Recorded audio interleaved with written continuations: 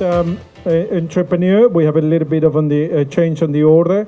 So the next one to come to the stage for a 5-minute pitch, if they need that long, otherwise they can be shorter, is Holidayswap, please.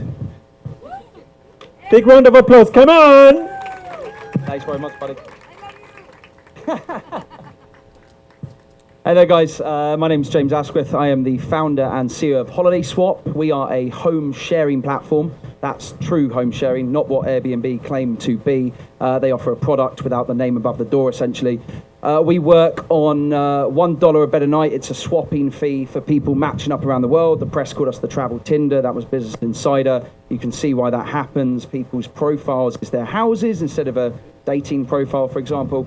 And they match up, and you take out the biggest cost of travel, which is accommodation. So, slight background on myself. I have a world record. I went to every country in the world. I was the youngest person to do so.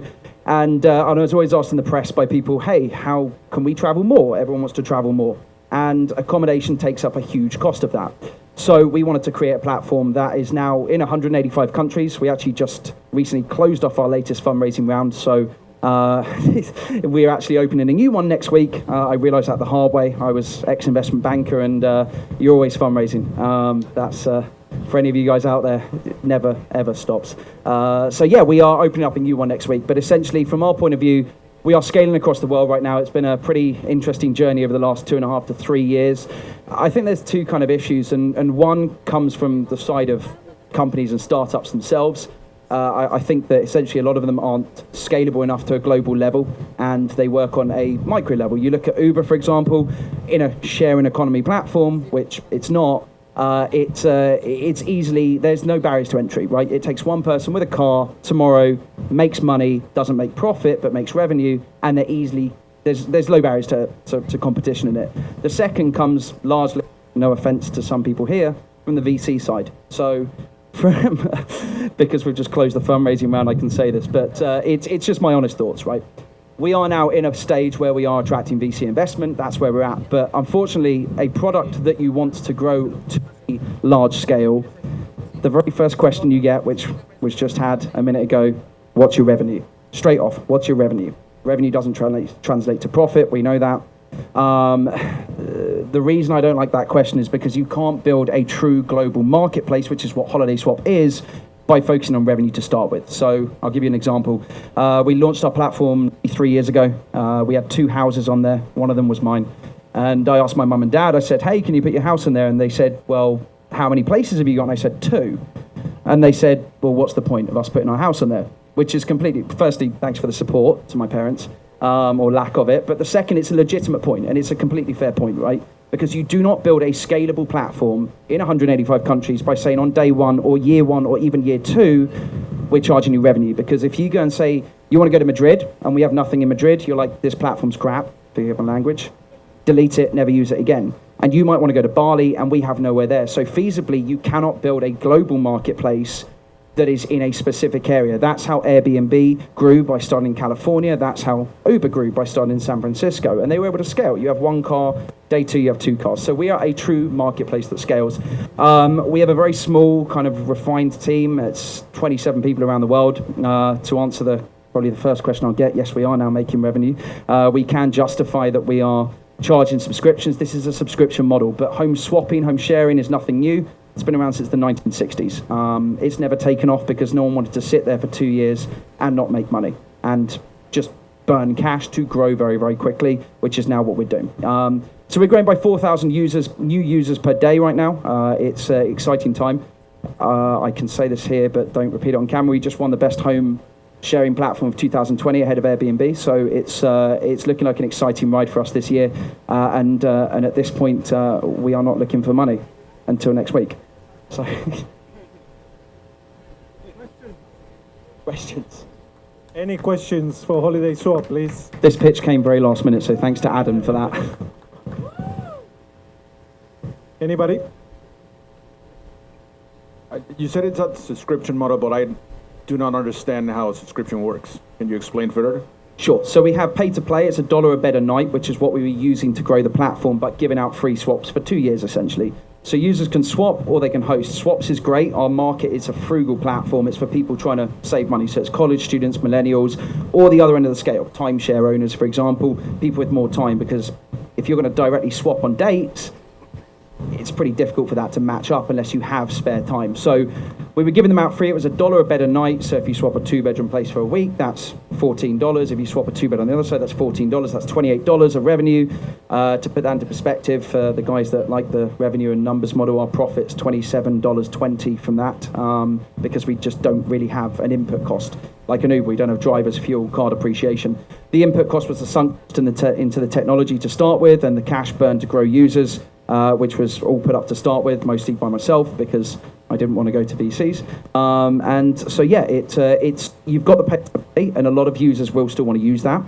There is also now subscriptions, which is, to answer the question, unlimited swaps, unlimited hosts, and it includes insurance up to $2 million of damage on your home in 185 countries, which, as you can imagine, was a logistical nightmare to sort over a year to be able to do that. But it's a question that came up consistently: what if something gets damaged? So that also took time.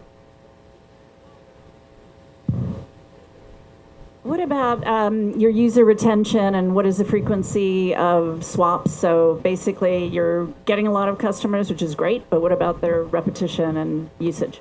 So it's about 3.8% is the last number that I know. I have tech guys that know this a lot better than me, as anyone knows in a team. You've got people that know it better than you. So 3.8% of users are repeating swapping at the moment, which in some metrics might sound low, but again, I think that that's actually fairly decent for what we're looking at. Again, we know that our numbers, we're focusing on subscriptions now. People can still pay to play, but again, we know that if we do that, we're going to damage our own market. We are unique in terms of where we are. We are the third biggest home swapping platform in the world now already. But if we go and push and say, hey, come and subscribe, pay us $60 a year, it's the same story as Netflix or Amazon Prime, right? I'm sure so many people in this room set up different email addresses for Netflix and did the 1 month free trial when there was not a lot of good stuff on Netflix. And if we're not showing someone value to start with by saying, hey, you're actually going to get swaps and hosts, then there's no point in doing that. But 3.8% are returning, continually swapping on the platform. We're now diversifying into different niches as well. We just actually acquired a wheelchair swapping platform as well, which kind of means a lot to us. My unofficial job is to kind of, I guess, inspire travel. And that's what we want to try and make travel cheaper and more accessible for everyone. So let's kind of prove it. So it's actually a guy who got diagnosed with MS in '93. We acquired the company from him, and all the niches like teachers and flight attendants, right? Lower disposable income relatively, but more time, that's perfect for us to grow into. And the same with, you know, a wheelchair user. Because you don't have steps going into your house, it doesn't mean you're wheelchair accessible, right? How do you use the bathroom, etc. So that's a big push for us, and on the niches as well. And we think that that's really going to kind of push up the retention numbers, because as of now, yes, I think we're a cool young brand. But again, you know, it's nothing that kind of sets someone apart from saying, oh yeah, you know, but I've still got couch surfing, which is cheaper if you stay on a couch, or I've got Airbnb, which is 95% the cost of an equivalent hotel in the US now, which is just extortionate. I would never do that personally. Hassle of getting a key and not having a concierge to save 5%. That's why they have 175 million users and 650,000 hosts, because it's supply and demand mismatched. It started and was successful because someone said, hey, I got a place to stay in Berlin for $20 a night. But now that's why they're banned in Manhattan and Amsterdam and Singapore and Dubai. All of the places I just mentioned have partnerships with either the government there or with the tourist board, because we're trying to do things in the right way. It's not subletting. Everyone can use Holidayswap. So we do think that once people start building up their profiles, getting more reviews as well, that number's going to go up. I answered that in a very roundabout way. Congratulations on your passion, man. You're pretty as the great entrepreneur field. It's good. Can you tell us how much money you raised already, and you closed it, and you're thinking of raising in the second round? Next week. It's going to take a long time. It always does. So it was just over $4 million of money that was written off by myself to start the platform, and since then we've raised about 2.5 additionally from there. You're planning to next week? 15. 15. It's the right time, because again, I'll go roundabout. 80 to 85% of our cash burn is on user acquisition and marketing. We don't really have an input cost, so it's now just about the scalability. We think it's the right time. We've got the product exactly where we want to be. We just want and need to be bigger and everywhere.